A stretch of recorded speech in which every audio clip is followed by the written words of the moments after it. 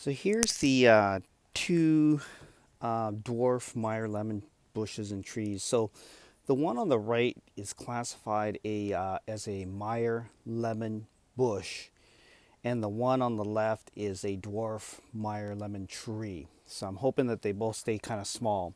Now, as you know, last year I went ahead and kept them indoors. With the warm with it being warm inside the house at around 68 to 72 degrees. I had to deal with, the low humidity inside the house, so I had to spray the leaves a lot. I had to deal with the grow lights. I had to deal with the fertilizing. I had a bunch of lemons that I pinched off. There's a lot of work involved. They probably need to go indoors because it's going to get a little bit frosty and wintry here in the Pacific Northwest. As you can see, the flowers are starting to form, but I'm probably going to take the lazy way approach. And if I can't sell or give away these lemon trees and bushes, the dwarf ones, I'm probably going to just keep them outside this year. But let me tell you, based on the message I got, let me do a recap for the fall and the winter on the preventative and the maintenance that you're going to do. I've done some few videos before, but let me just recap what I did this year. So before the fall came, and for here in the Pacific Northwest, it's before the rain falls. Okay, so when rain falls on your fruit trees, it does bring a lot of diseases and a lot of problems. So what you want to do is before the rains fall, the rains come in the fall, you want to go ahead and do a copper fungicide spray. And so I use copper fungicide spray, and I went ahead and basically sprayed all the outdoor fruit trees, my citrus trees, my orange trees, my lemon trees. I did that even with my apple trees and my pear trees. I went ahead and sprayed them with the copper fungicide.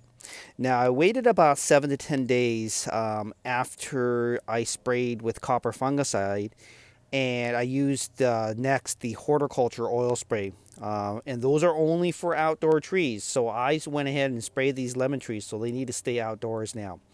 So what I did was about 7 to 10 days after, and if you do every 2 weeks after, 10 to 14 days, that's perfectly fine.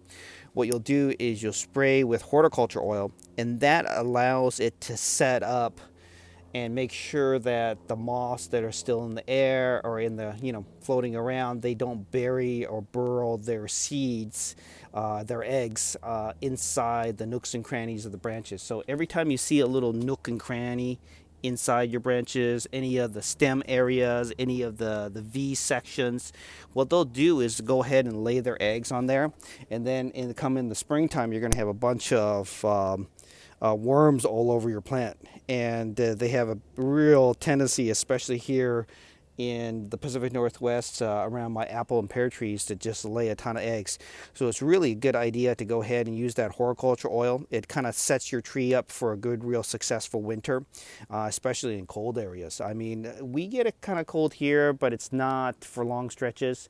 If we do get a 2-3 week stretch where it's real frosty for a while, it can really harm the trees. And so just make sure on your citrus trees, whether they're lemon trees, orange trees, or any other kind of citrus trees, that you follow the guidelines in terms of making sure that the type of tree you purchased works for the zone that you're in. Now, as you already know, I have a winter Satsuma orange tree that's in the ground, planted in the ground. It's perfectly fine. It's an orange tree that can really sustain itself throughout the winter period of time. It's one of those very few oranges where it actually will thrive in the wintertime. As you can see, it's pretty sunny out here today. But the Satsuma orange tree can even tolerate really cold temperatures all the way down to like even Minnesota weather. And so I'm going to go ahead and monitor it. I prefer not to put the winter protective sleeve and covering over it. I do have some tree shrub coverings that I can go ahead and put over it. I'm going to go ahead and leave it off and see how it does this year.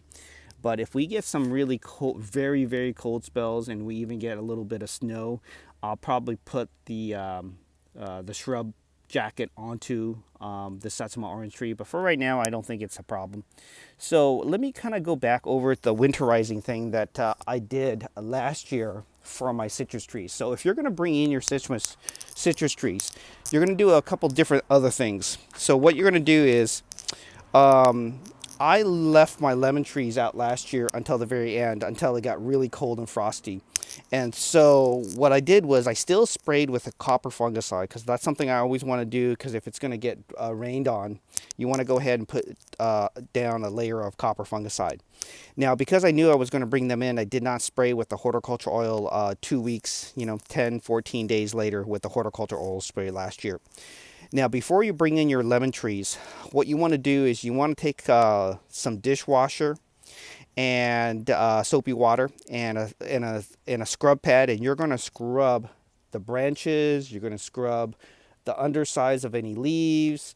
You're going to get all the stem portions. You're going to get every nook and cranny, and you're going to go ahead and wash that thing down. Now, once you wash that thing down, I kind of did a light spraying of water and just rinsed off that soapy water. Then what I did was I let it sit outside for a couple hours to kind of air dry out. And then once that was done, I came out again and I then sprayed it with neem oil spray. And it's one thing that you're going to always have to kind of keep an eye on is if you see any little honeydew sap from pests that leave it on the leaves, you're going to have to wash that right away with soapy dishwasher. Now, once I went ahead and sprayed it with neem oil, let it air dry out a little bit, then what I did was I brought the trees inside, and that's when I went ahead and set up the watering schedule. Made sure I did my pruning. I did make sure that I looked for any dead branches, and I went ahead and basically got ready for the winter in terms of bringing in my lemon tree with the grow lights. And if anybody needs to see additional features of that, I guess I can kind of go over it, but I'm not actually bringing in my trees this year, so that won't be something I'll be able to show other than just tell you kind of how I went through that. Now, the one thing that I'll do with these trees that I did with these trees last year when I brought them indoors was I did the pruning after each harvest. I usually get a couple harvests per season, and it helped kind of spurs the growth. So anytime you see little dead branches or whatnot, you'll kind of tell the tree to kind of go ahead and start growing again. And so I'm always on the lookout for dead, broken, or diseased or crossed limbs. Limbs that I can go ahead and cut back. It helps kind of spur additional growth. Now, of course, I don't want these to get super big. When initially I was thinking about keeping them indoors every year, but with my traveling schedule for work-wise, I realized I do need to get these in the ground. It's just too much to manage having them indoors. So what I'll do is I'll get these in the ground probably early next spring. But that's a little bit about how to winterize your citrus plants. And if you have further questions, just give me a shout out and I'll answer anything I can. Thanks and have a great day.